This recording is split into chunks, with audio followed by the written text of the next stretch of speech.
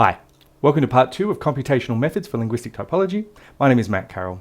If you haven't watched part 1, I recommend you go back and watch that video. It's not too long, and in it we'll cover a whole range of our motivations for what we're doing here in this course, so I think it's pretty good to watch. In this one, we're going to be looking at what I'm calling the typological data cycle. This is how we might apply data science methodology to linguistic typology. This is going to be a bit of a long one, so I've broken it up into chapters, so you can jump around the video and you can go back to the various chapters as you might need them. There's going to be some practical aspects to this course, and I'll walk you through how you might be able to follow along with that on your own time. So let's get started, shall we? So in the commercial application of data science, they often talk about this data science workflow in which the whole process is broken down into a number of steps. Crucially here, this is it's a cycle, excuse me, and crucial, each step in the cycle itself is iterative and can iterate back on any previous step. I've modified this for our discussion today, talking about linguistic typology, and I'm going to call this the typology workflow or the typology data cycle.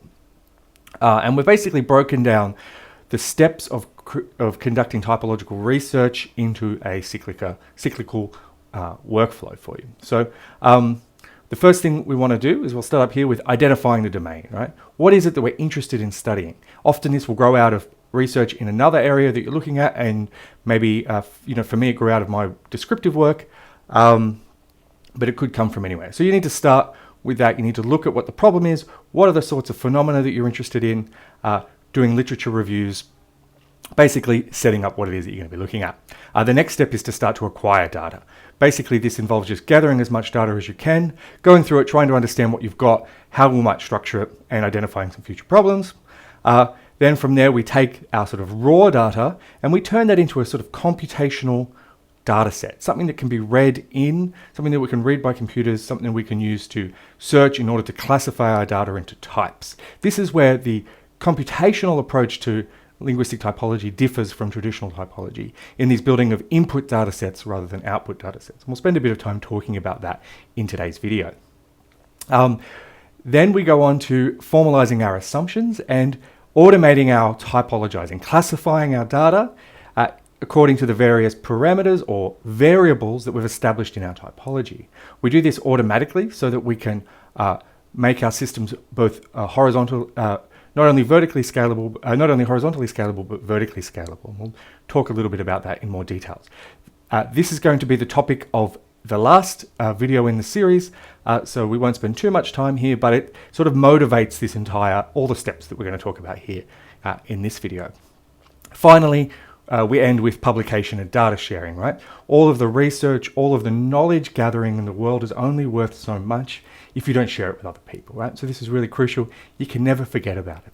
Crucially, this is a cycle, right? So once we've told people about what we're doing, once we've gathered the knowledge and shared it with people, well, good research should only raise more questions, right? And then we go back into identifying a new domain of study in order to further our research agendas.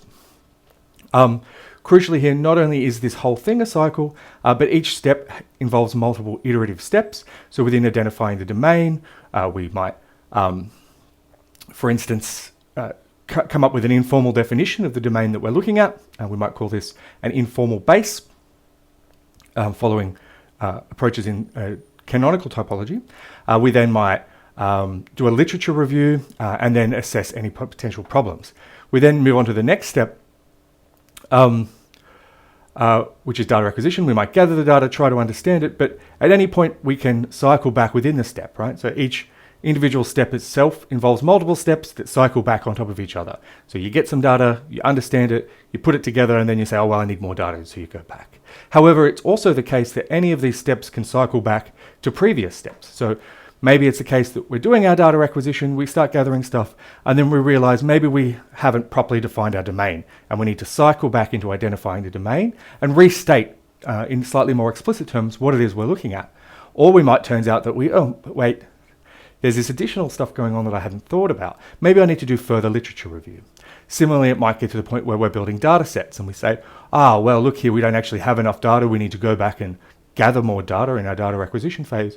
Or maybe we need to go back and redefine our base. Maybe only once we start building computational data sets do we realize we haven't actually properly defined all of our terms, and we need to maybe go back a little bit. So each of these steps in itself is a cycle, the whole thing's a cycle, and they can each cycle back onto each other. But really crucially here, what's really important is being able to break this down into iterative steps so that we can better structure our research projects, help clarify our thinking, and collaborate in a much more explicit terms. So in today's video, what we're going to be doing is, first of all, I'm going to talk about setting up a work environment where they're going to go through identifying a domain, data acquisition, building data sets, and publication and data sharing. Now, those will be the chapter headings down below, and you can follow along, so you can jump along as you require. And as I said, we'll be doing this one in the next video because it sort of deserves its own treatment here. Okay, is there anything else? No.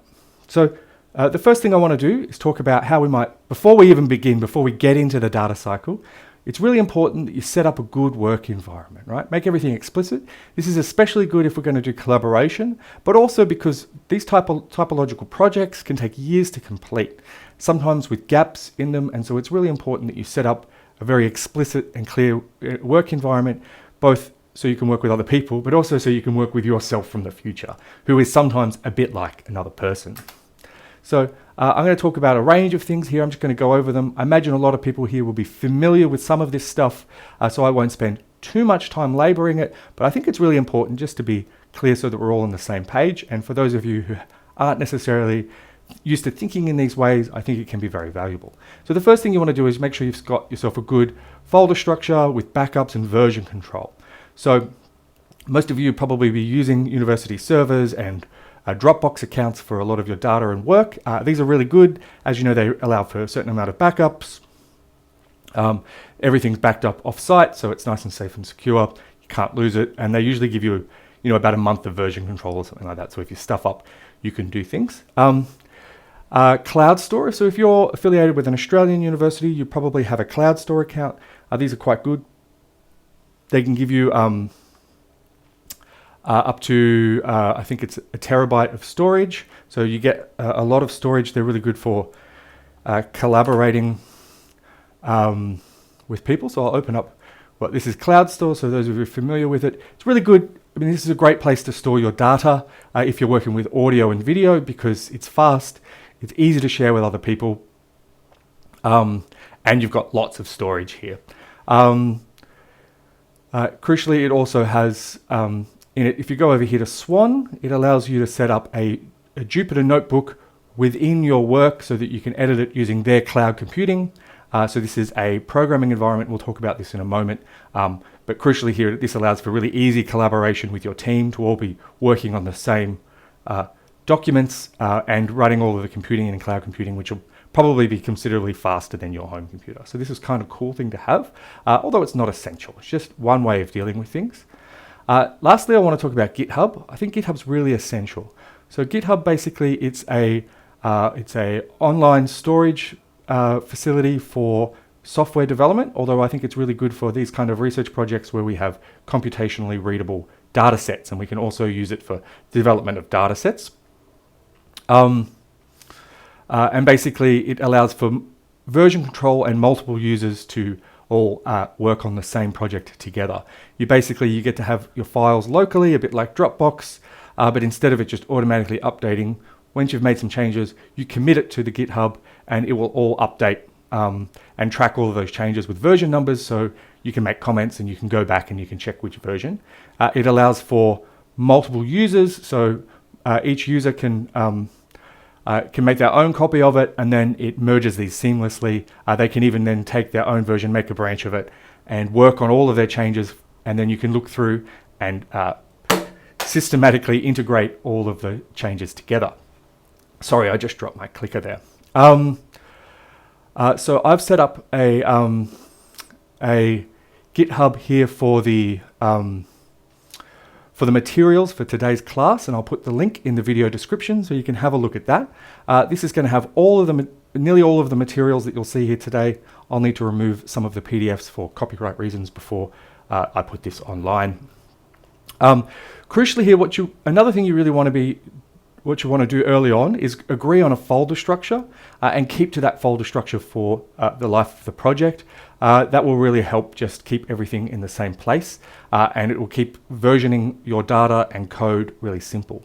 You want to have I like to have two distinct folders for the data, one for processed datasets, which serve as the input to individual research projects, which themselves then are versioned so that they don't, so you're not, when you use Excel, it's very easy to just end up modifying the data.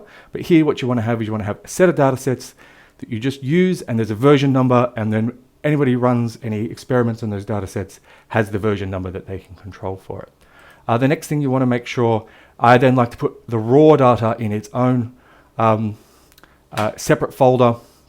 So this is the data that we process to turn into our computational data set. Typically, I wouldn't host this on GitHub because it's going to be a lot of memory, and so this would something that you would have in your folder here, but it wouldn't commit to Git. Instead, it would be backed up with CloudStore or Dropbox or something like that. I've got here, for now, these are on here just for the sake of completeness, but when you, by the time you watch this, these won't be here. The next thing you want to do is you want to create document files, right? You want to create a README file for your folder structure and for your project, and you want to document everything you do. The idea is you want to make something clear that, imagine if you were trying to explain to one of your colleagues who had to come in and take over your research project, and so that's the kind of audience you want for these sorts of documents. And it may be the case that you want to hand this over to somebody at some point. Maybe you'll hand it on to someone else coming into the project or one of your own students to be able to work on. So you want to make sure this is really nice and clear. Also, again, to your just future self, right? We all get busy. Maybe we have to do a year of teaching. We haven't looked at, and some of the projects get pushed to the bottom of the to-do list, and you come back to them, and you don't want to have to spend, 2 weeks just getting back up to date on how you've organized all your files. So a good documentation is really good with the folder structure, all of the materials. So I've provided a bit of an outline here. It's just an example. You can also, I've got a binder here. So all of the code and the slides you can, I'll just clarify. So here are the slides for today's class. So you can just click on this and you can view them here within GitHub. These will load. You'll see all of the materials. There is also some code in today's class. I'll just go down. You can view that here, but if you want to run that code live, you can go over here to this binder, and this will launch Jupyter Notebooks, and you'll be able to run the code yourself. So you can follow along with any of the exercises that we have today. So that's just a little bit to you. And then, so crucially here, what you want to make sure you have is agreed upon folder structure, a place to put your files, and document all of your decisions that you make. So this is folder structure with version control, a documentation process. The other thing about documentation is you should also try and get familiar with something called Markdown, which just allows you to have raw text that browsers can interpret to provide a nice formatting like this. It's very simple, and I provided a Markdown cheat sheet, and I'll talk about that again in a second, just for you to use. So you can open this up, and you'll see here. So this looks like, here's all the formatting, what it looks like when it's viewed through a web browser or other sorts of things. But if you look at the raw text, it looks like this. And so this allows you to see how to do any of that formatting. It's pretty straightforward, and I think it's valuable. Not essential, of course, but these things just help smooth the process of your projects. The next thing you want to agree on is a programming environment. So there are a couple of different programming languages which are really relevant for data science and linguistic typology. They are basically Python or R. Python, we're going to be using Python today as it's what I'm most familiar with, just as a result of the history of my experience. Either one are an excellent choice. They have their advantages and disadvantages. R comes from a statistical background, so for doing certain types of statistical tests, I think it's much more natural. But Python is used in more commercial contexts, and so it has a lot more support out there. I also think the initial syntax is a bit easier, and so I think it's a bit quicker to get up and running with it. My advice for picking a particular programming language for this is work out who else in your department, any of your colleagues or friends, work out what they use, and then I recommend just using the same because it's more valuable to have people that you can talk to about things than it is to pick on. I think that's the most valuable part. So that's what I recommend. I'm going to introduce you now to Jupyter Notebooks. This is a programming environment and documentation process that's really good for exploring data, for preliminary stages of development and script writing, which is sort of the limit to what most of what we'll be using in that sorts of projects, in these sort of typological projects. So it's really good. It also allows for, so all of the slides you've seen in these classes have been developed using Jupyter Notebooks as well. So I'll give you a bit of an example of that. So here we can see, so this is a Jupyter Notebook. It runs in a browser and it allows for you to create these cells, and these cells can either be formatted text in the form of Markdown, or they can have code. So let me introduce a new cell. This will be a code cell, and I'll introduce you to some basic Python commands. So we might declare a variable x, and we'll say x is equal to 10. We'll have a second variable y, and we'll say that it is equal to 20. We will then have a third variable z, and z is equal to x plus y, right? And so then we can declare some variables, and now the computer knows what each of these letters, what number they have, and then we can say, okay, well, print z, and it gives us z here, 30, right? So this now, anywhere in our Jupyter Notebook, if we make reference to x, y, or z, the computer knows what they are.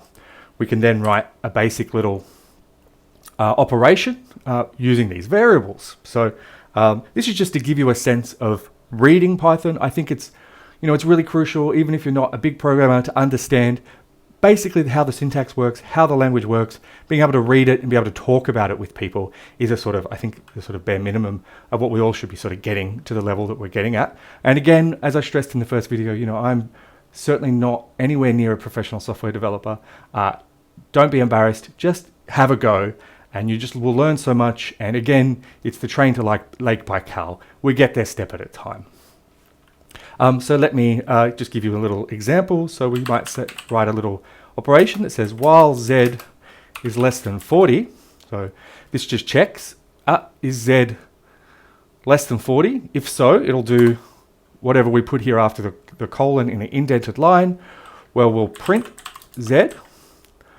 So at the moment, it'll just keep printing z because z's not changing, right? Because it's always less than 40. But then we'll do is after we print z, we'll redefine z as z plus 1. So we'll run this, and hopefully you can predict what it's going to do. Right? It's going to print out all the numbers between 30 and 40, starting with 30 and not including 40 because it's less than. So it goes 30, 31, so it prints them all out. So just to reiterate what this does is it checks what value z is when it starts. Right? Z was 30 when it started, so it's less than 40. So it prints out 30, it adds 1 to z, and then before it moves on, it just goes back because this is all in a loop, and it double checks. Okay, is z less than 40? Yes it is, it's 31. So it prints it and it does the same. So it does that until it gets there, and then it stops. So that's just to give you a taste of Python syntax. I think it's fairly simple and straightforward. The beautiful thing about Jupyter Notebooks, like I said, what's crucial is that we document every decision we make. This really makes our life so much easier, and Jupyter Notebooks is incredible for that, right? We can do things like we can add, because of the ability to add markdown text, formatted text around it. So we can say, make a cell of markdown above this, and we can say this code takes two numbers, x and y, and adds them together and assigns them to z. So we can put a bit of text in here, right? We can document this little function, right? We can say this code checks if z is less than 40, and if so, it prints z and adds 1 to z. So it then iterates, right? So you can just add some descriptions, but you can do all sorts of much more advanced formatting too. So you can add headings, some text. We can add levels of heading. So we can have a subheading, heading 2. We can add items. This is a list with a sub list. All right, back to main list. Third point on list. We can add images by just simply referring to the image. So this is a relative folder. So we'll have fieldwork JPEG. So we can then run this little bit and it will format it. You can see here we've got this beautiful formatting. We've got text, we've got images. You can put links, you can do tables, you can do all sorts of things, right? But at the end of the day, it's still readable even as raw text. So it doesn't require any special, so even if you don't have a web browser, you can still read all the documentation very simply, right? It's in a way that's very readable as text, but you can also, when displayed online, you can do nice formatting. So it allows you to make nice README files and document your code in a way that is user-friendly to potential people wanting to read it. You can also use it to make worksheets and all sorts of cool things. I think you can see the value in that. So let's go back to, so that's our sort of overview here of the programming environment. And then you want to have things like set yourself up a writing environment. You guys should be familiar with this. Just Google Documents or a Word document or LaTeX, and using things like Overleaf or Google Docs for having multiple collaborators. So I want to leave that for setting up a work environment. Again, crucially here, you want to make some decisions at the beginning. You want to document your processes, and there are some fantastic tools out there, making sure you put your code and your data on GitHub, as we'll see. We'll see later on not only the benefits of being able to share your collaboration, but also being able to share once the project is over.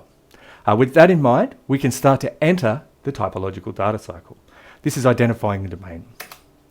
So here we have our typology workflow. So our first step in the workflow is identifying the domain. And so I'm going to break this up into a number of steps.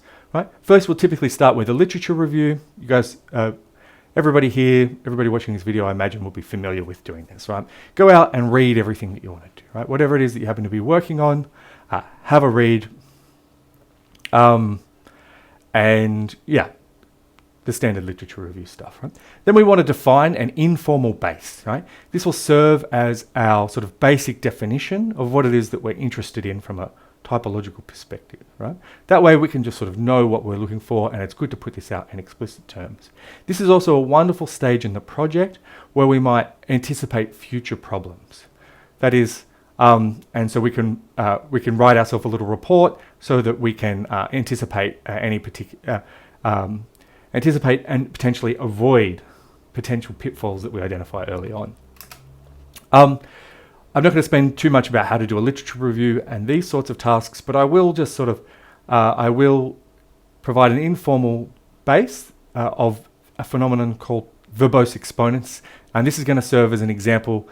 So in today's, what we're going to be looking at is a lot of the parts. I'm just going to be giving you examples from a project that I did on verbose exponents as a way of illustrating the ways of thinking about and addressing some of the problems that come up in each of these cycles. Right?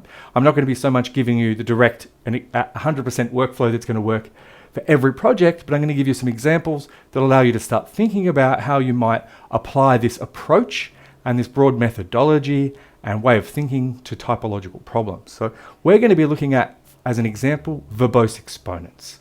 You've probably never heard of verbose exponents unless you've read my paper on the topic. So let me go through this a little bit. Right? Here is a partial paradigm of the verb yimdede, to sit, from the language Yay. Yay is a Yam language spoken in West Papua that I've been working on for a few years now.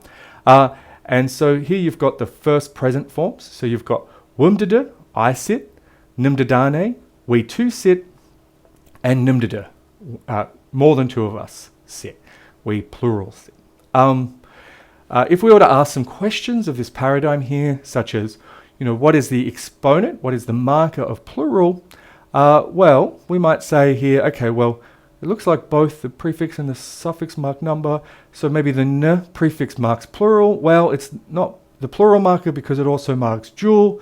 So it's a sort of non-singular marker. Well, the suffix, well, it also marks singular. So it's not a plural marker. So we can't say that there's any plural marker here in NMDD, but yet it unambiguously marks plural. Instead, we're resorted to making a statement to say something like, the exponents of plural is distributed over the prefix and the suffix. So this is something that I've been calling distributed exponents, following work by Alice Harris and Gabriela Caballero on this topic. So this is a type of verbose exponents, right? That is, you've got a single meaning, but requiring two elements, but neither of those elements have that direct meaning. Another way we might look at it is, let's look about the dual. In the dual, we say, well, what's the marker of dual here? This one we can answer. It is unambiguously, right? It only occurs in the dual, it marks dual.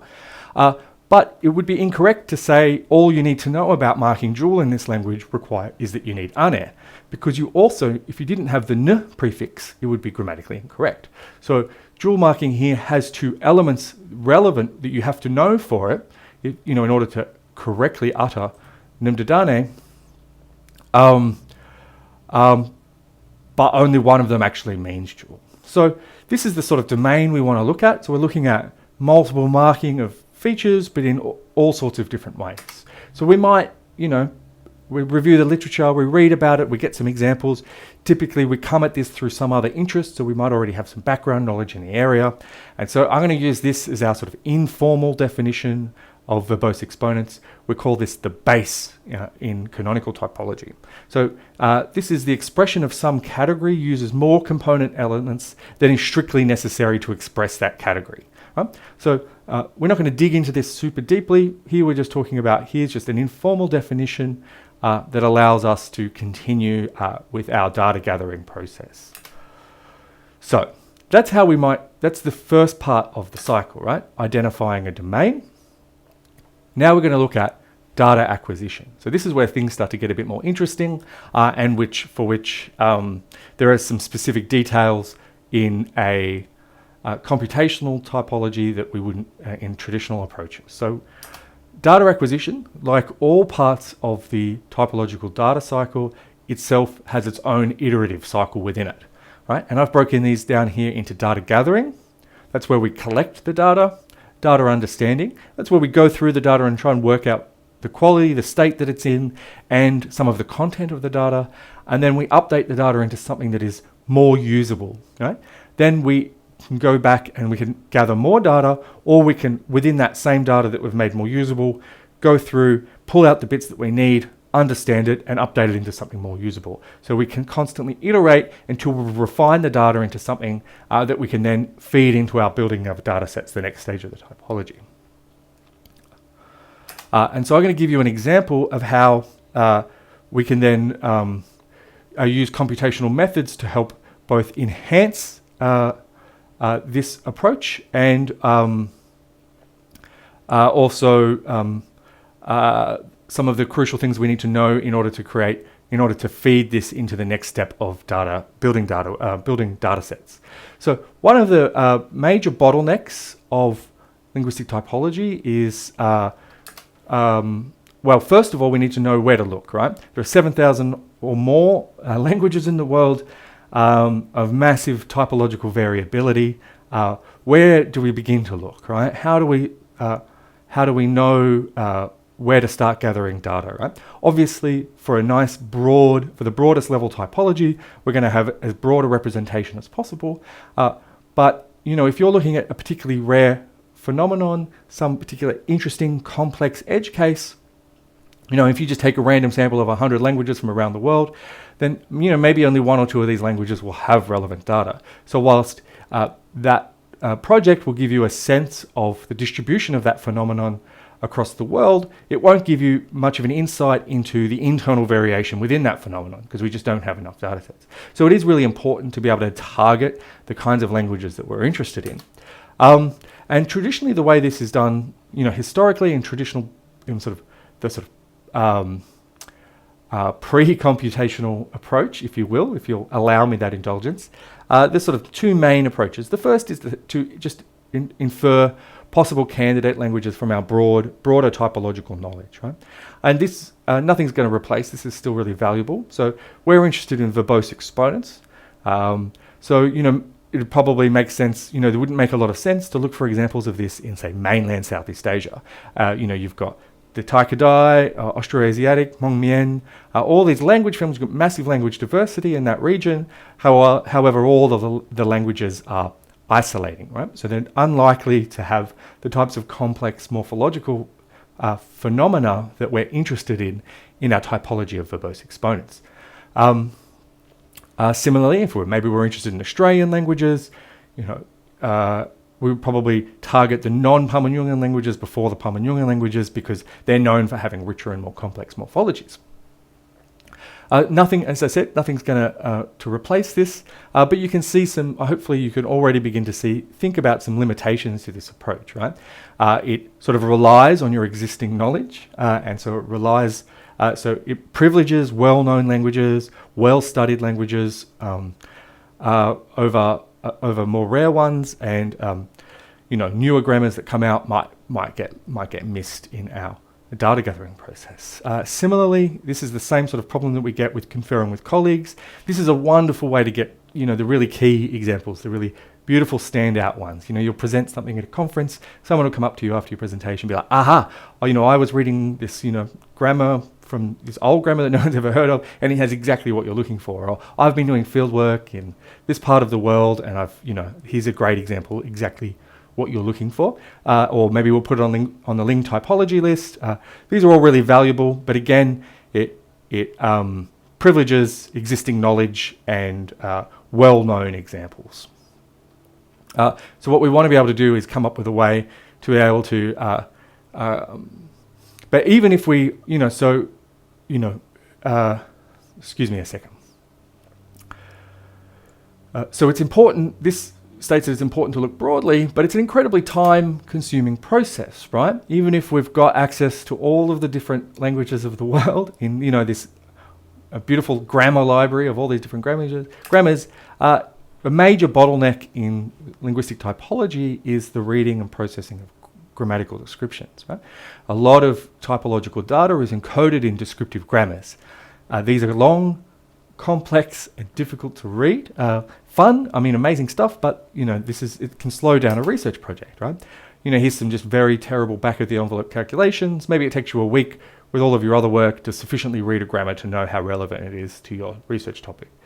Even with some specific targeting, if you're looking at some rather complex or unusual phenomena, it might take only 25% of everything that you look at is relevant. So, you know, in a month you might get a grammar that's relevant, right? And then maybe 10% of those are actually, you know, if you've got a particularly, you know, there's a cluster of the design space in this phenomena, so a lot of them do it the same way, but, you know, there are some rather unusual cases that you still want to be included. So by the time you can sort of, you know, maybe only 10%, maybe 10% can fill this particular rare cell in our typology, so it could take 40 weeks. You know, you're talking maybe a year to get everything that you need for the data, right? And so that's an incredibly slow process, but a necessary one. However, maybe there are ways that we can use computational methods to help speed this up. So, so this is where we enter the data cycle and how we might speed up our first part of gathering data, of the data acquisition. So the first stage is to gather data. So this basically, in the very first step for a lot of typological projects, would be just to simply gather a whole bunch of grammars that we might need to read, right? Maybe we'll just go down to the library and borrow the hard copies of the grammars. Much more likely is that you have a PDF collection of grammars that you've been building up, or that you've got from other people, or that you can get from your library. There's so much material available online now. Language Science Press, Language Documentation and Conservation, Pacific Linguistics, all of their stuff is now open and online. And maybe you have a whole bunch of your own ones that you just have. That's what I have. I have this old hard drive that's been banging around for years, and it's got thousands of PDFs of language descriptions in there. So I encourage you to just, you know, share what you've got with your colleagues. So we might have a collection like this. Well, that's all well and good, right? So now we've gathered some data. Now we need to process it in some way, right? We need to explore the data, right? This is data understanding, the next step. So we're going to go through and have a look at this. So, well, we've got PDFs and some of them look like this. This is a pretty nice one. This looks like Sebastian Fedden's Mian grammar from his, looks like not the published version, but his thesis version, his dissertation. It's wonderful quality, it's white text, clearly been generated by Microsoft Word. It's just black text on a white background, generated by a computer. So this is our sort of gold standard PDFs. However, not all of them look like that. Here's a really wonderful scan, but you can see that it's a scan line because it's got a black line down the bottom. This is clearly Mouton grammar. Looks like Claire Bowen's Bardi grammar. And this is also really good. This is the sort of thing that we might be able to feed into a computer and to read. It's got black text and a white background. Some of the PDFs look a bit messier. Here's one that's a scan of maybe a manual scan or of a photocopy. You've got mostly clear black text on a white background, although you've got some additional stuff here in the structure of the book in there. And basically this is all superfluous data, which isn't, this is going to be less easy to search with a computer than other forms. We've got some really bad ones here where, the black lines make the text harder to read. It's rotated. These are even more difficult. And then we've got ones like this where you've got all this extraneous data on the page, right? You've got light, shadows, and paper texture, and stamps, and all sorts of things that are going to, make this not especially useful for searching using a computer. Then when we might explore the data further, we'll look at, file names and file types. Well, there's repeated versions of the same document. Don't know about you, every folder on my computer has, multiple versions of documents. Fortunately here, we can see some patterns in this. There's been a good file naming convention where we have author name, a description, year, and then some version information. So this allows us, this is going to be real helpful. We'll see in a moment. So this is just an example of, you wouldn't necessarily do this exact process when you do it. I'm just giving you here a framework for how you might go about sort of thinking about gathering automating some of our data searching. So at the end of the data understanding or the data exploration or data understanding really part of the data acquisition cycle is we write ourselves a data understanding report. We go through the data and we describe the data as best we can. So we've got here 10,000 PDFs, say. There's usually one reference for each language. We've got grammars when they're available, otherwise other descriptive materials. They've mostly been OCR'd, that is, the text is computationally recognizable. That's going to save us heaps of time. We can already search it. However, there are various quality and various sources. They're messy and difficult to access. PDF is really a terrible format for storing data. It's not great for storing data, but it is good for presenting, human readable documents which is necessary for descriptive grammars. And we've got lots of duplicate files. But fortunately, the file naming convention has given us a relatively easy way to identify those. So that's our data understanding report. So what we're going to need to do is basically build this report and look at how we might update the data into something more usable for our project. So that's our cycle, right? But before we can so how do we update the data? Well, we need to make it searchable. At the moment, we just have a whole bunch of PDFs and we have some knowledge about them. So we're going to clean them up. We need to sort the collection. We're going to have to we don't want to double search things, so we want to remove all the duplicate files. Then we want to remove the bad candidates for searching, right? There's no point trying to search some of those terrible scans. It's just going to create messier and messier data. Certainly not for our first pass. And then in order to search, we're going to need to extract the text from these to create something searchable. So that at the end of our data acquisition process, we end up with a whole bunch of searchable text files that we can then quickly process. So let's clean the data. So how do we handle repeated files? So, again, I just want to stress this is just an example of how we might go about a project. This is not a step-by-step guide. Make it your own. So how do we repeat handled files? Well, remember here that the longest version are the better forms, right? So what we want is we want each file, unless there is a version of that file with a longer name, in which case we want the one with the longest name. So we can automate this with a basic little script. So here we're going to get our first opportunity to see some Python in action, to see how we can write code to sort of speed up our workflow. This is the first code I ever wrote as part of my an academic research project. I wrote it years ago. I haven't changed it because I just want you to see, it's fine to just hack things together, particularly for the sort of stuff that you're not going to share, that's just going to use to automate and speed up your process. Just have a go is my, is my encouragement here. So first of all, we want to import a bunch of packages. So the wonderful thing about both Python and R is that it allows for packages. That is, people have problems that people have faced regularly. Someone solved it and they've created a little, and they've created the code that you can just import in, so that you don't have to do everything from scratch. So you don't have to reinvent the wheel constantly. So so this allows us to do that. So we'll import OS. That allows us to address folder structures on our computer. This is for regular expressions, for helping for searching. Here we've got some file name matching tools and some tools for handling, to make it easier to handle PDFs. So we just import those. In Jupyter Notebooks, if you've got a set of code that you want to run, you just hit Shift and Enter, and boom, the code runs. You'll see that would have changed just for a second to say that the computer was thinking. And now, it's like the Matrix, it's jacked in, it has all of this knowledge, right? I know Kung Fu, well, now the computer say, I know OS. And then we're going to tell it the folder containing the PDFs. So we're going to use the OS here. So we'll just call it the folder with our PDFs, PDF directory. And that's just a variable that we've added now to our code. So now the computer knows where the PDFs are. Now we're going to run a bit of a search on this, right? We want the longest file names. But to get that, we're going to find all the files whose names are a substring of another file. So all of the ones that we want to exclude is really what we want, right? So we're going to call this the subset list, and it's just an empty list at the moment because we don't know which ones are a subset.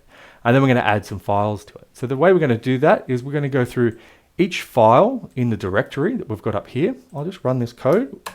We're going to declare a new variable called file string, which is going to be that file minus the last 4 characters, so that just strips off the extension. Then we're going to add this dot plus, and then we're going to put the extension back on. And then we're going to turn this into a regex. So if you don't know about regular expressions, I recommend you go learn about those. Basically, you end up with a string that's file name, a dot, a plus, a dot, and then PDF. And this dot plus here just means 1 or more characters. So then we're going to check for this regular expression all of the files and directly if they match. So this is going to pick out all of the files who have a name that's longer. Right? So this will get us all the subset ones, and it'll add them. And so it's run. So at the moment, I've got a folder of 50 PDFs in there. And there are 9 whose name is there's 51, sorry. There is 9 whose name is longer. So the length, I can even print, and we can see here all of the names of the ones for which I have multiple versions of. And these are the smallest ones. So that'll get us our subset. Then this is just another way. So if you want to have a look at this code, here's a way of doing it without regular expressions. There's just 2 different ways of doing the same thing to get you thinking about how you might do it. We then want to make a list of all the files whose names aren't a subset of the other. So we're going to have this, and we're going to call this unique list. And we're going to say for each file in the directory, if that file is not in the subset list, add it to the unique list. So that just basically takes out all of those ones for whom we have a longer name. So we're going to run that, and we'll see that now our 51 files, we've managed to exclude those 9 that are redundant, right? We've got rid of them. So now we have a list, we've sorted the database. Basically, instead of having to go through and manually pull out all the ones that we need, and do that every time we want to search a different folder or update it, now we can just quickly automate excluding the ones with the file names, right? And your project might have to do this in a different way, or it might not do this step at all, but it's just to get you thinking about how you might automate it. These are really just hacks for automating, helping speed up some of the process, right? The next thing we want to work out is, well, which out of this list of names, which ones are worth exploring, right? Grammatical descriptions are incredibly long.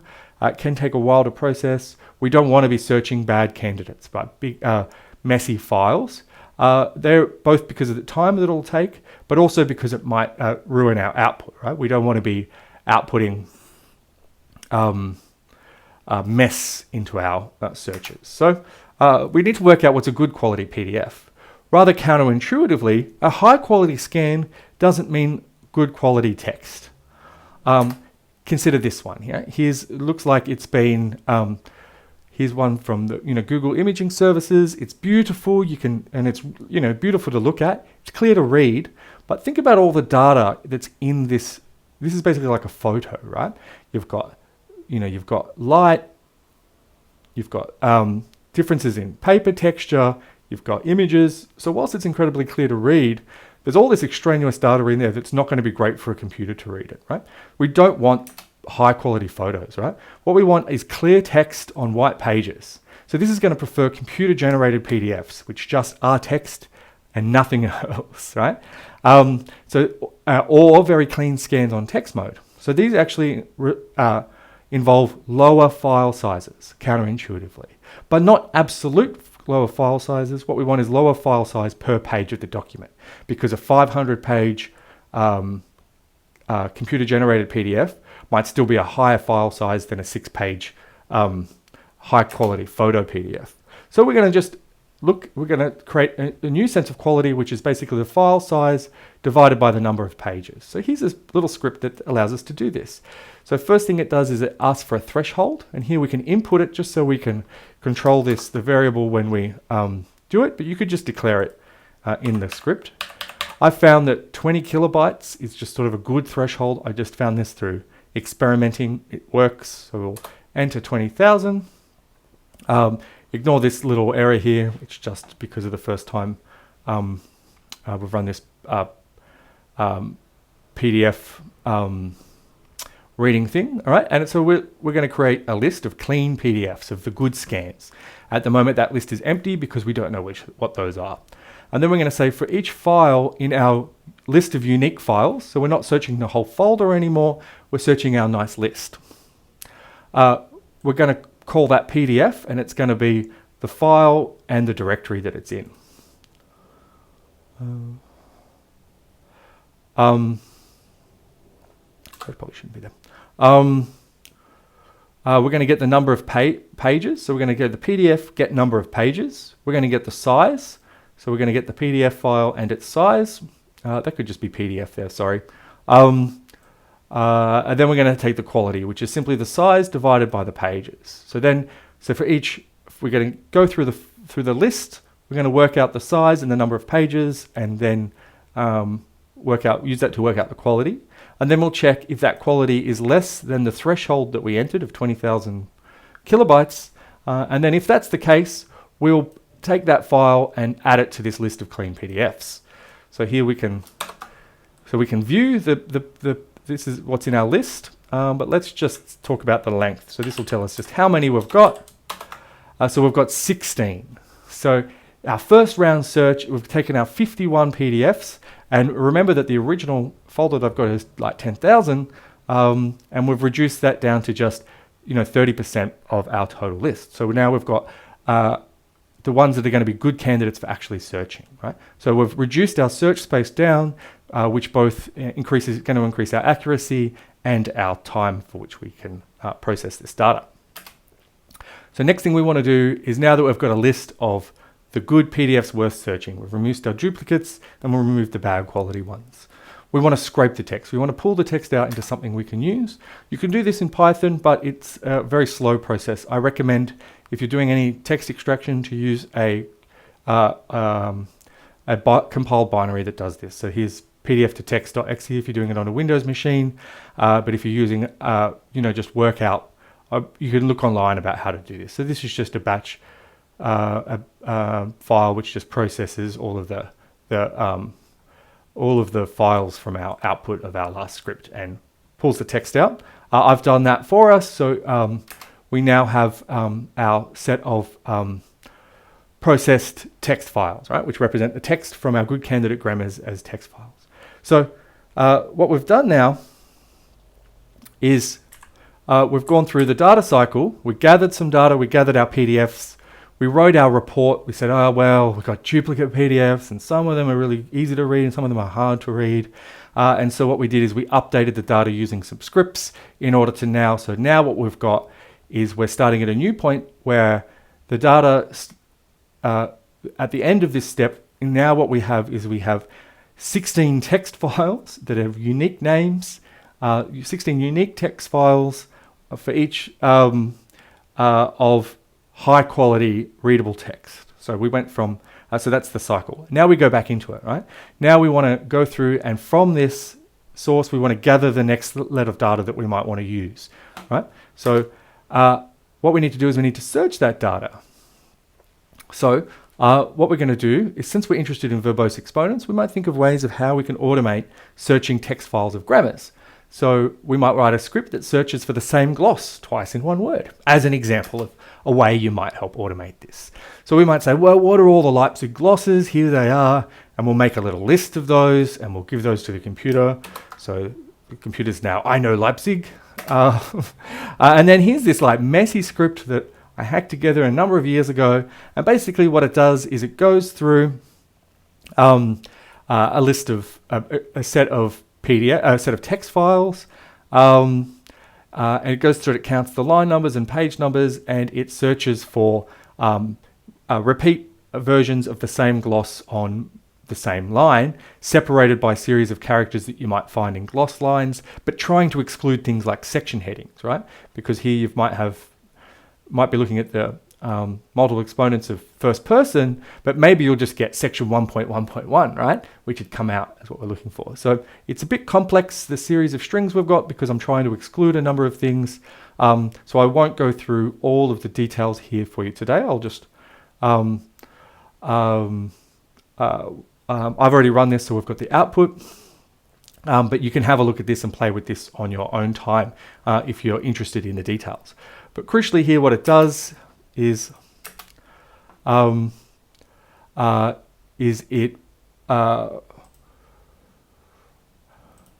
sorry, bear with me just a second. It basically prints out, it adds all of the data to this multiple exponents TSV, and it gives you the gloss and the language and the line number and the page number. So I'll show you what that looks like in a text file. And so it outputs that as a text file.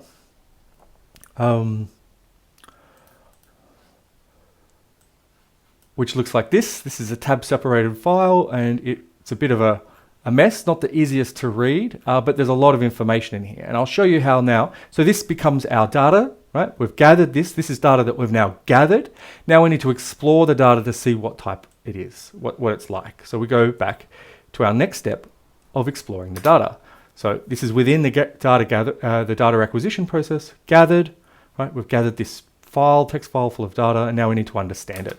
So in order to understand it, we're going to one of the best tools available to us is pandas. So if you're using Python, right? This is a data analysis software for Python. There are similar ones for R, I have no doubt. In some ways, you can think of this as sort of Microsoft Excel for Python, except it's much more powerful and allows for a lot more automation.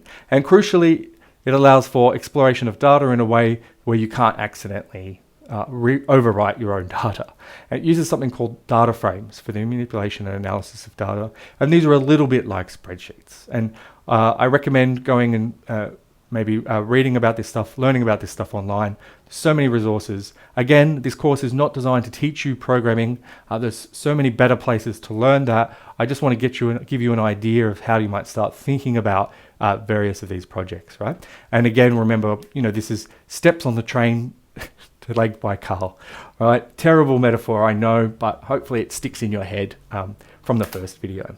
So let's get started with this. First, again, we need to jack in, we need to learn pandas. So we'll import pandas as PD. This is just a convention. We always just represent it conventionally as PD. And so when you have a look at tutorials online, they'll all do the same. So it'll allow you to do it. So I'm just going to get out of the slide view so we can see it. So the first thing we're going to do is we're going to declare a new data frame, which we're going to call MEDF, multiple exponents data frame. And it's going to read in our text file that we generated of the output of the last thing. And it's going to say, well, that the separators here a tab separated, because that's how we formatted our file. And we're going to give names to each of the columns, right? We're going to call the first column gloss, file, length, page, and match. And so we're going to load this in, right? So now that's into the computer as a data frame. So we've turned our output of our script up here, right? Which outputted the gloss, a tab, the language, a tab. You might not be able to see this because of my head. Let me see if I can.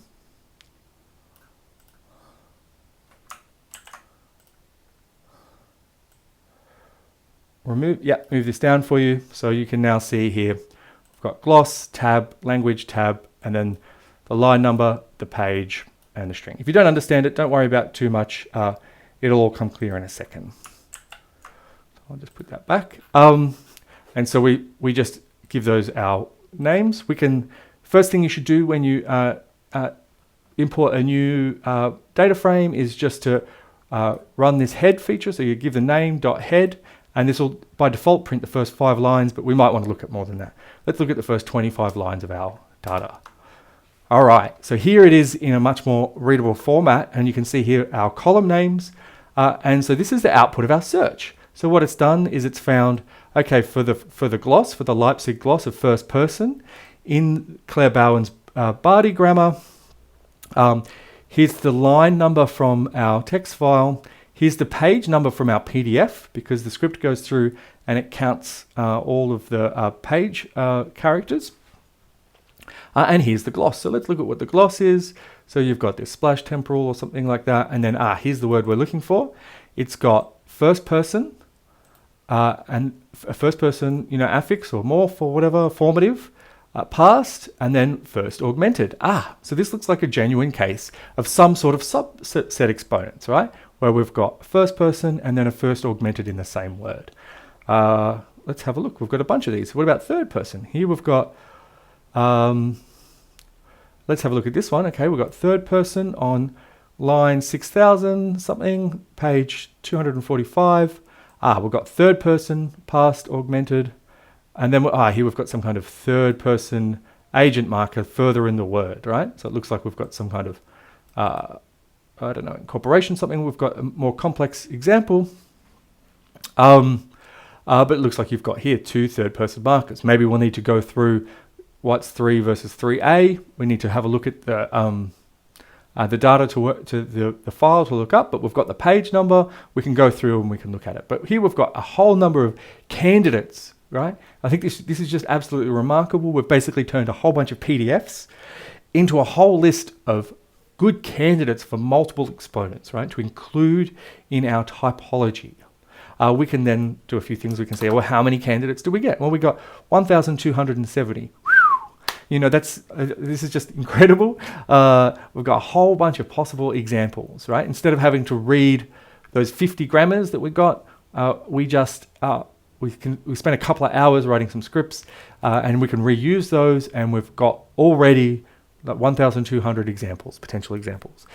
Typically, you might run this describe feature, which gives you some basic statistics, although it's only good with numerical data rather than qualitative data like we've got here.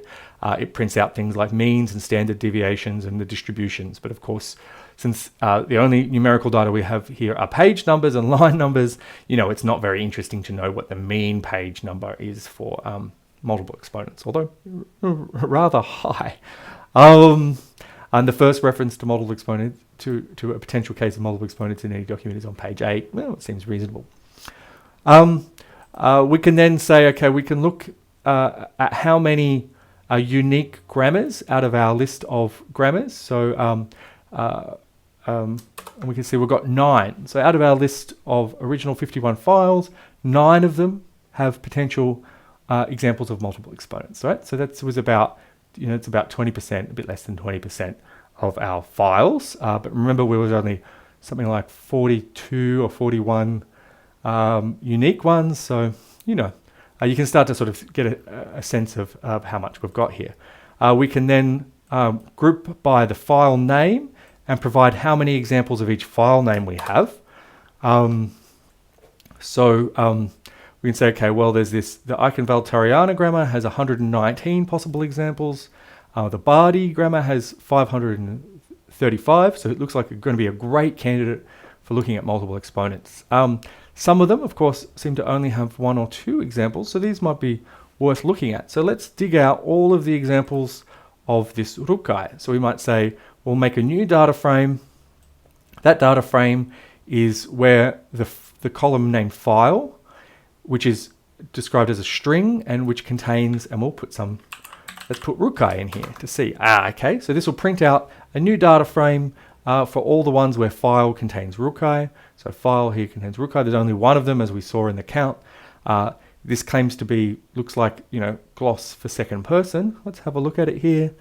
Here's our 2 twos. Looks like we've got this question mark 152, and then you've got, this looks like a name or something, I don't know, and then second singular genitive, right? So this doesn't look like a legitimate case of multiple exponents. You've got this second singular marker here, but this then looks like maybe a tone marker or something like that. I'm not sure exactly what that gloss would be. So this is definitely not a case of multiple exponents, so we can actually throw it out, right? So we can go through, so this is the data exploration, right? We've got our data and we can start to explore it and start to do things like, what about this RA one?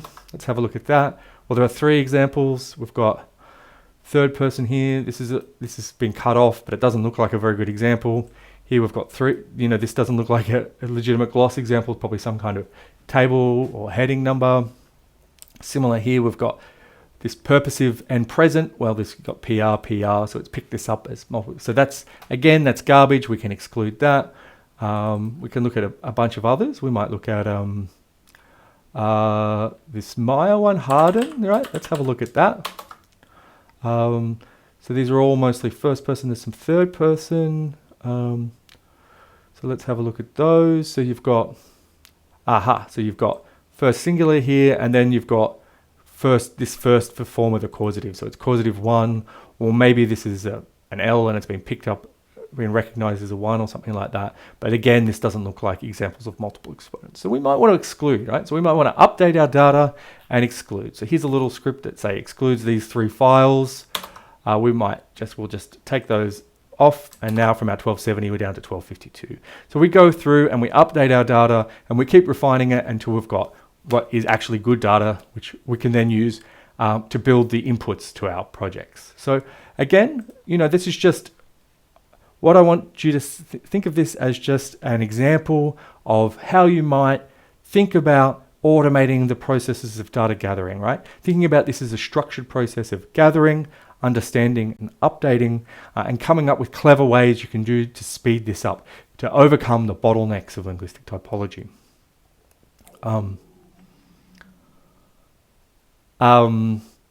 So that's the data gathering process, data acquisition. So the next step in our typology workflow. So that's data acquisition.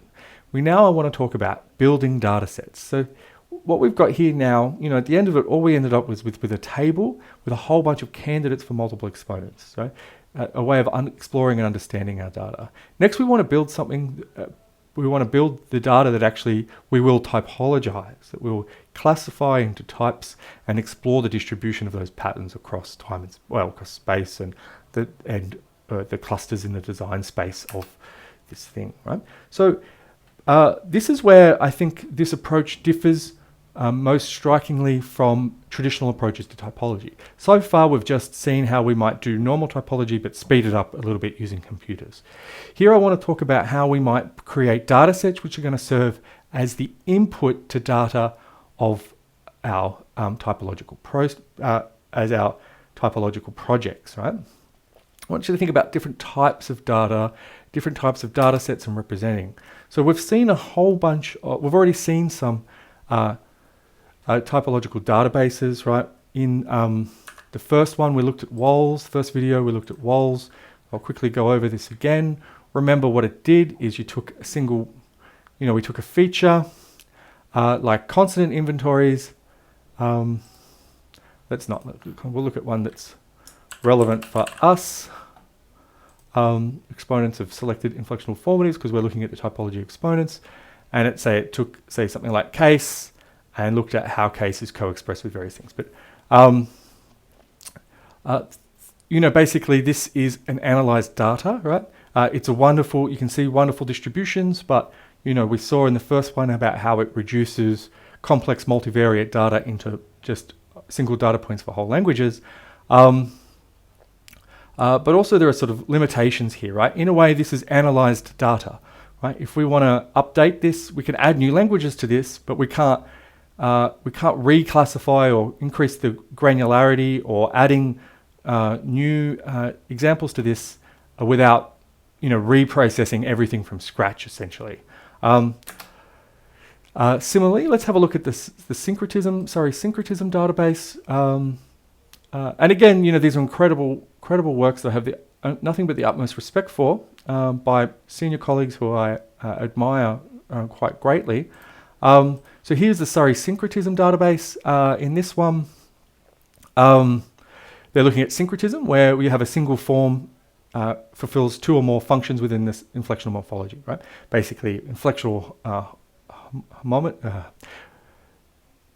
homonyms within the inflectional systems, basically a single form following multiple functions. And here, this is a wonderful database. This is a relatively early one from people at Surrey. Really incredible.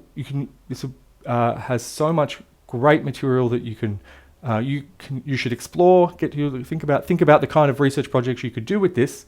And we might say, oh, let's just have a look at all the examples of Amele, which is a Papuan language. And so you can say, okay, here's the first record. We've got Amele.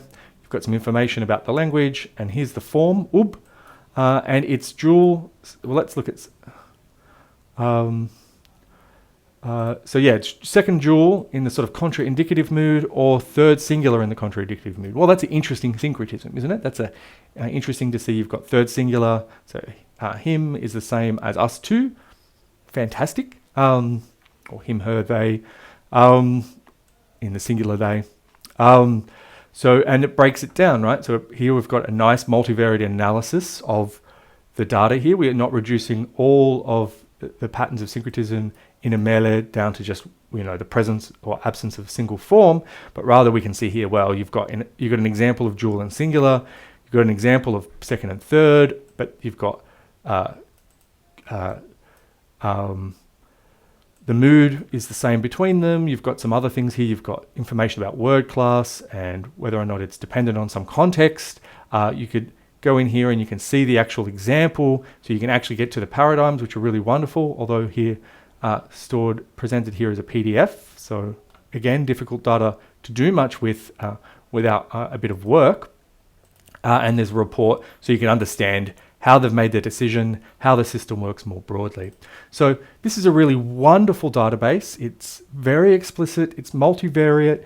You can see how they've made all of their decisions, right? That's what I mean by explicit. If you were to add to this database, it wouldn't be hard. All you'd need to do is, pick up a grammar, you've got the set of analysis, and you could add additional records to this database relatively easy. That is, it's horizontally expandable, but it's not vertically expandable, right? If we were to add new variables in here, we'd have to manually go through and add all those in, right? Notice this also already all been classified, right? I'm going to keep at this, right? I'm building up to something. Here's a lexical splits database from Surrey as well. This is very similar. This is another, we've already saw what lexical splits were in the first video, so go back and have a look at that. We can run a search in here. So this is very similar to the syncretism database. It has this beautiful interface that really makes it really easy to use. And so great for sharing with students, great for people interacting with it. We can go into a single, so here's an example from Romanian of a given split. Here are all of its classifications along the domains of the typology, and all of the so it's multivariate. Again, you've got multiple examples from a single language broken down into all of its component elements. You can view the data directly, so that's really good. It's got how it's related. But again,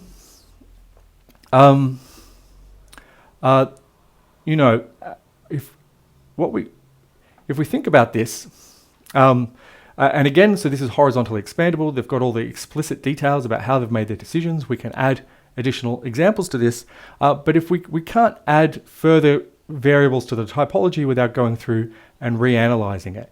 In a way, if we think about these sorts of databases, is all the data is already analyzed, right? In the WALs, everything, all of those data points were the results of an analysis, of classifying data into types. Those types have already been established and worked out, and then all of the data classified, which is something that we're going to do over here, right?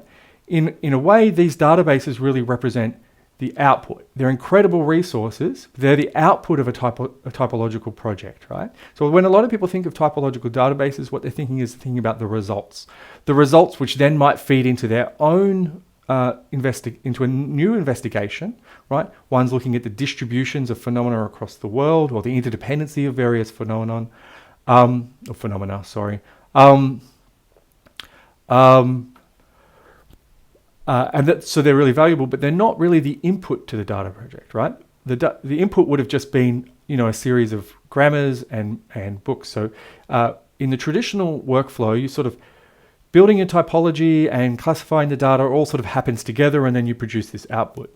In our computational approach, we're going to build data sets which we can ask questions of, right? These are going to be the inputs.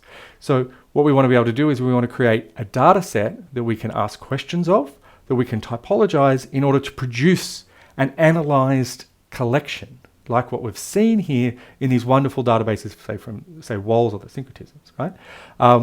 But crucially, if we have data sets that we can ask questions of, as we'll see, is we're able to, if we want to, all of the databases we've seen relatively simple to horizontally expand, but to vertically expand, to change our analyses or to add extra variables or to change some of our assumptions, we basically need to start the whole project from scratch. So I want you to have a look. I'll talk about this in a moment. I want you to have a quick look at, say, here's another data set. Here's a data set of something that I've produced from one of my project at Surrey, actually. And here's this, what I've called the set theoretic paradigm collection. And here you've got a whole bunch of languages. And basically you have a paradigm. Here's an Arabic verb for the verb to write. So here you've got the first singular past. And you've got the stem and a suffix, right? And here you've got, so this is basically like a paradigm in a table. And so notice here, this isn't being classified according to any types. This is just essentially raw data. There is some analysis going on, of course, because you can't escape that. But this is a data set we can start to ask questions of. So with this data set, say, think about the splits or the syncretism, we can say, well, what are all the syncretisms in this data set, right? So then we can generate the kinds of tables we saw for the syncretism database. But then we can also use this same database to say, well, what are all the splits in this data set, right? Hopefully you can see where I'm getting at here. This is a data set that could serve as the input of a typological project that we can ask questions of, and that we can use through a series of automations to generate a database of, an analyzed output that we can share, that can feed into new projects, but we can also use this to feed into other projects that we might, to further future projects as well. However, this one has some limitations, right? This is very analyzed data. We've got a weird orthographic representation. This isn't phonemic. This is pretty abstracted. It's a weird collection. It's not very complete. You've got some languages you've got lots for, some other, Ngolombo I've got heaps for. We've got little sub-paradigms. It's not really a consistent data set. A better example might be this data set produced by Sasha Benjamin and working with Eric Round and Martin Maiden. So this is on Romance inflectional data. And this is what we call an inflected lexicon. And it's a lot like what we just saw with the set theoretic representation. But and you can see here it's just on GitHub. Well, this is GitLab, which is essentially like GitHub. And it's just online for us to get at. I won't open it because this file is massive, but I'll show you. I've got a copy here. There's a copy in the GitHub for you to view. And this is what we've got here. It's a bit like what we saw for the The other data collection, you've got here just an ID, you've got a language, so there's a whole bunch of different languages here. Of course, for any given language, it's going to be really long. You've got a cell, which is just a set of features here. So imperative, second singular. You've got the inflected form, and then you've got cognate data because this comes out of a historical linguistics project. But this is what's called an inflected lexicon, right? And you can see how this is basically a representation of the inflectional paradigm from all of these Romance languages from a whole bunch of verbs, right? This we can from this data set, we could process this with if we have an automated so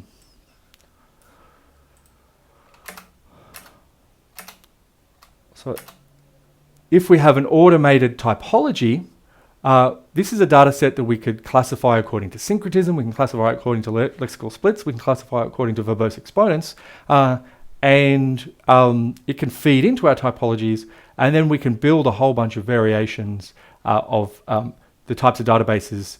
So using data sets, so my point here is that using these sorts of data sets, we can, rather than thinking about linguistic typology as producing data sets rather than databases, right? Data set is a collection of data in tabular format that we can query directly. We can ask questions about. It's generalizable across projects, and we can use that to generate the kinds of traditional databases that we're used to seeing in linguistic typology.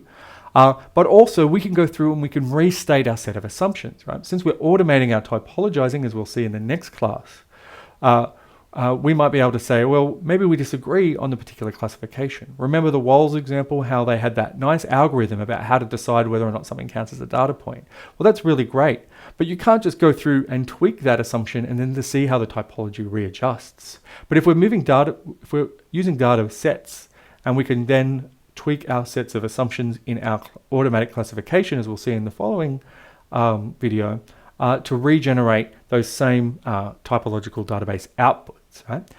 And ideally what we want is it as close to the language as possible, right? We want as little abstraction in there. So if we can get, if we can take away things like segmentation and use phonemic or phonetic transcription, or ideally one day even just raw sound or video files, this is sort of the idea. This is the Lake Baikal of what we really want, right? We want a whole bunch of generalizable input data sets.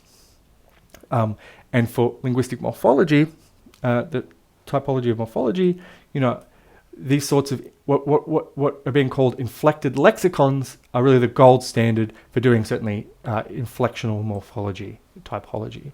For linguistic, for say syntactic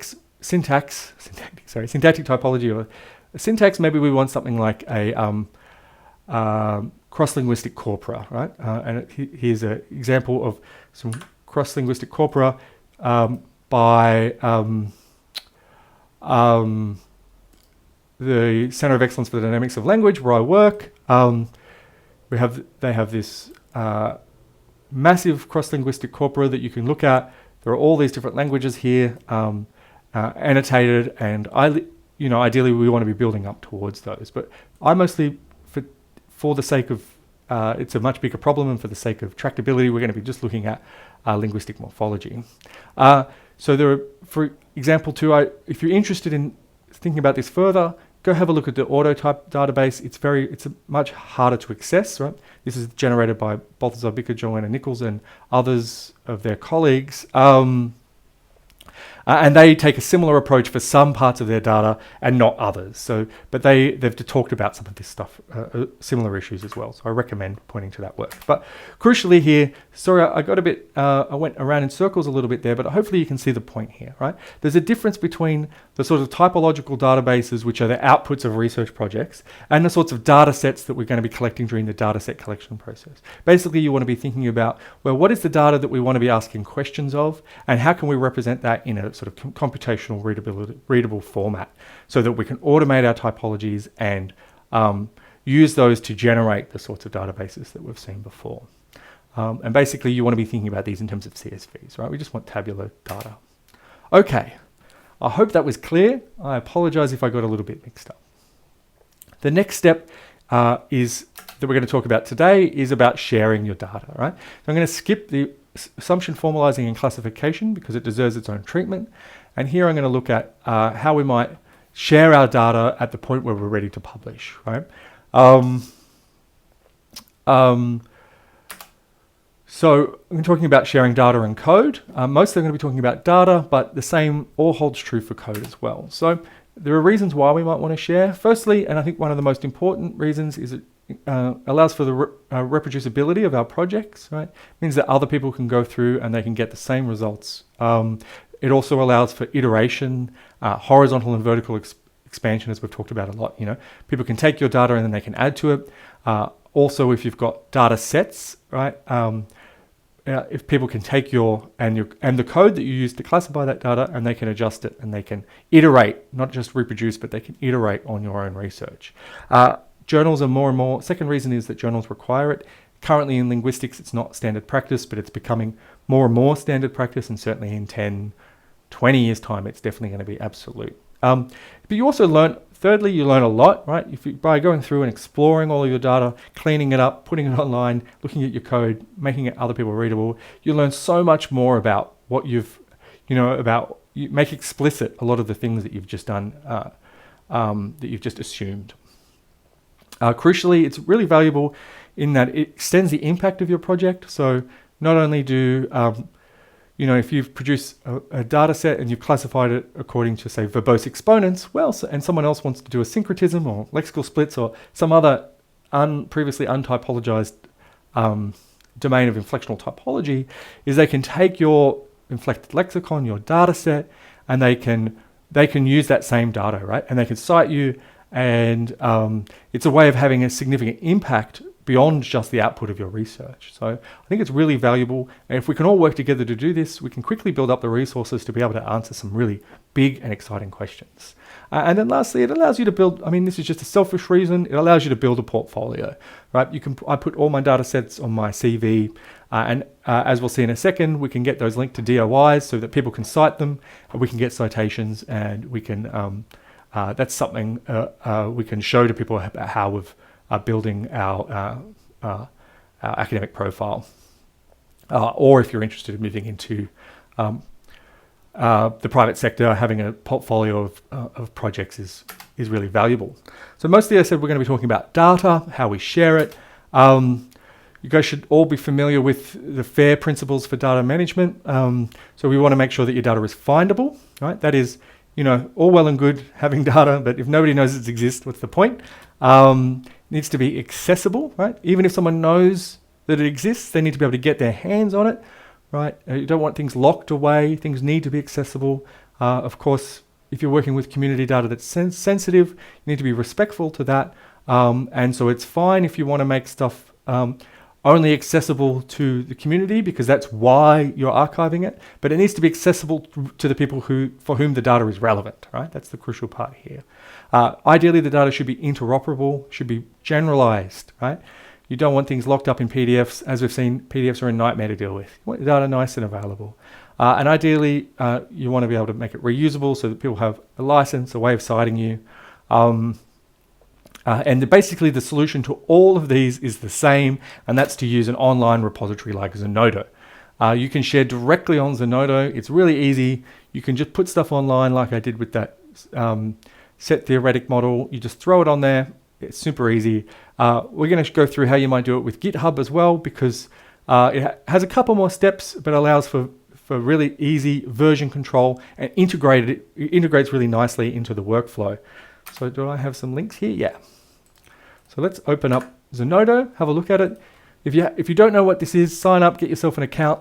It's wonderful. You'll see here, there's all sorts of databases. Here's the pre-processed data of Atlas of probabilistic projection methods on climate projection. We've got Flow API. We've got transformers on natural language processing. You've got, it looks like SARS, so biological stuff. So all sorts of different coronavirus, all these different data sets that are available on here. If you want to add data here just directly, it's so easy. Just a website. You just go upload. You can see I've already got one on here. You just go new upload. It's it's just a website. Anybody here can use it. It'll just take a second to load. You just drag and drop your files in, and you fill out your metadata. Super easy. Crucially, when you're done, it gives you a DOI. Where's the DOI? So it gives you a way for people to cite it. Name, date, collection, Zenodo, and a link, right? So people can cite that, and it links to a version. So here's the version. So you'll get a DOI for each version of the data. So if you go through and you fix some stuff up, you create a new version. People can, if you use the data in your paper, you can cite it. If someone else uses it, they can cite it, and everyone can make sure that they're always, if multiple people are working with the same data, you've got a version number that people can do. If you've already got your data up on GitHub and you're managing it with GitHub and you're using version control on GitHub, it's really simple to see how we can integrate that data into your GitHub workflow. So you can just go down here and you click on the GitHub. So from your profile, you go to GitHub. All you need to do is you flip the switch, so you turn it on, the fact that you've got GitHub and Zenodo linked. And so you can flick one of these to on, and then it will look. I'm going to use here, this is the sandbox version of Zenodo that allows you to make changes so that without it going live. So let's go here. So here we've got a couple of different ones linked. So we might say, so here's our repository for computational methods, our GitHub for that. We turn it on. We then go into the GitHub page. Let's go to we'll just go there directly. We go to our GitHub page and we create a release. So you go down here, create a new release, give the release a title and a description, and then you publish it. And then that basically says, okay, well, here's a version number. This is like a specific thing that someone can refer to. And then if you've got it turned on, Zenodo will recognize the release and it will assign a DOI directly to it. So then Zenodo gives your GitHub pages DOIs, stores them on Zenodo with the version control directly linked to your GitHub. So it becomes really simple, trivial to operate. So at the end of every time you update your data to a certain point where you're happy with it, create a release. You just create a release on GitHub. Zenodo will automatically index it, provide you with a DOI. It becomes completely citable, becomes unambiguous which versions of the data people are using, so you can't get into arguments, and it makes all of your work accessible and available. So to summarize today, what we've done is we've seen how the data science workflow can be applied to linguistic typology as a typological data workflow. We've talked about identifying domains, data acquisition, building data sets, and sharing those data sets. Crucially here, what differentiates this workflow from traditional methods of typology is the building of explicit data sets like inflected lexicons, which will serve as the input to our typological projects, from which we can generate the outputs, and that traditional typological databases are the outputs of a typological project designed to be the inputs of a new project. In our case, we're going to make data sets which can serve as the input of multiple typological projects, and through as we'll see in our next lecture or class, that through the automating of the typological classification process, we can generate those types of traditional output databases from our data sets. But we can also iterate and expand those both vertically and horizontally. Thank you very much for listening, and tune into the next video to learn about how we might formalize our assumptions and classify our data automatically. Thank you very much.